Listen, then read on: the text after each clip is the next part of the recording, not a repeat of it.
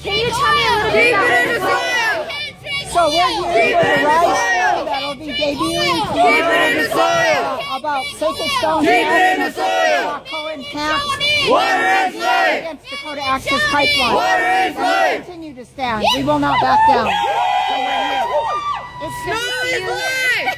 I know that you've traveled far to get here. Now, can you tell us about the Dakota Access Pipeline and your role in starting the protest?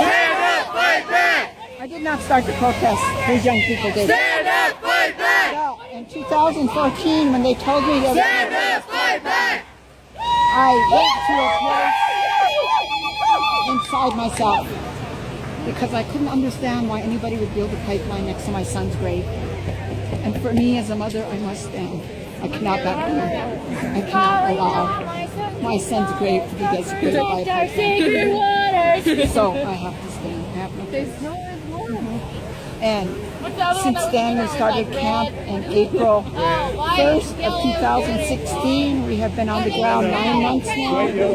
And one of the things that I noticed about people who are coming to the camp. White, yellow, red, and black. So now we're going to have a permanent camp. For those of us that stand with you, what are some ways that we can get involved in our local communities? How can our youth get involved? I ask everybody to share. It's kind of hard. What's happening? Get the media louder. We are still standing. If you can, also 2,000 people we're feeding and caring for right now. It is difficult. But if you can come stand with us, if you cannot, send your prayers. Stand in your own community. Stand up for water everywhere.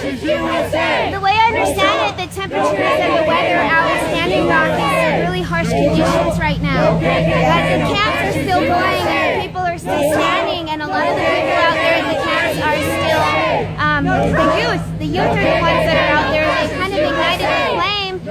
They're keeping it going. So can you tell us a little bit more about the youth and how they've kind of ignited this flame and started this flame? So Bobby Jean is right here. Bobby Jean came up with the idea to run. They did not know what to do, so they took what they had, their own 2 feet, and they ran first to the camp. Then they ran to Omaha. Then they ran to Washington, D.C. And then now we have other youth that come in, ran from Canada, ran from New Mexico. The youth are coming in prayer. They want to change their lives. And so they're the ones that are standing up. They're the ones we're following. With everything that's going on, you've had some small victories getting the movement not to go through. And kind of helping out before he left office. What are your thoughts on the new administration coming in and what this means for the Standing Rocks to thrive, or what the protest? The administration is going to be a challenge. We must prepare to fight. We must prepare to stand.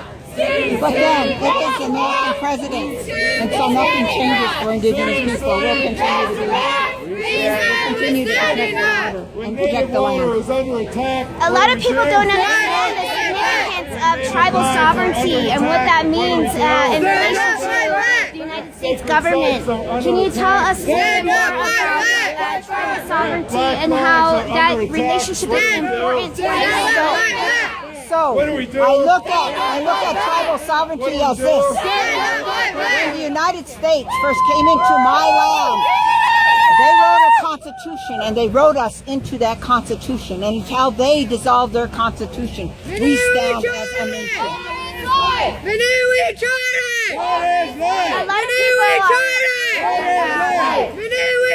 the media doesn't cover the Dakota Access Pipeline. A lot of the media doesn't cover that, and the news hasn't mentioned the Native Indigenous people of the land at all.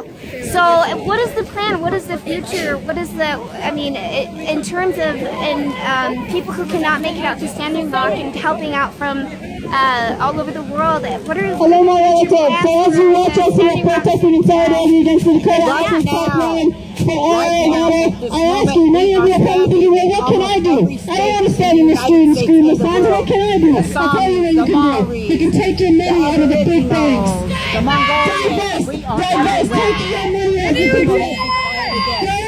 So this is not just a First Nations Indigenous issue here in the United States. You're saying that there's a lot of issues with Indigenous people all around the world, and that there's a lot of folks standing in solidarity with the Standing Rock Sioux tribe.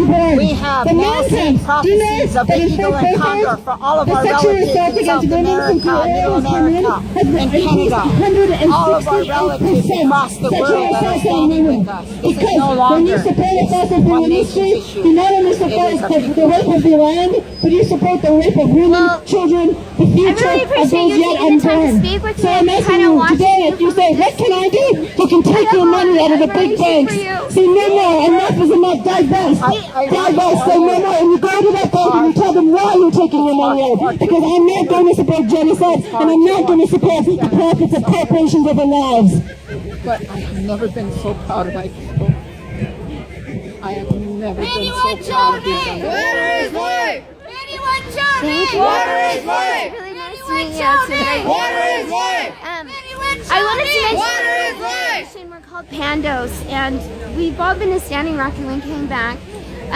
And we started a nonprofit organization called Pandos, and it stands for Peaceful Advocates for Native Dialogue and Organizing Support. So we've kind of been out here in the streets in Salt Lake City starting a lot of rallies. We've done benefit concerts. I know that you guys are all here to watch films, and a lot of you are coming here conscious-minded, and so I want to acknowledge that. I want you to know that we appreciate that you are here listening to us, and so like the powerhouse warrior woman Michelle was just saying, we really, really, really encourage you to do your homework and to continue to divest your money.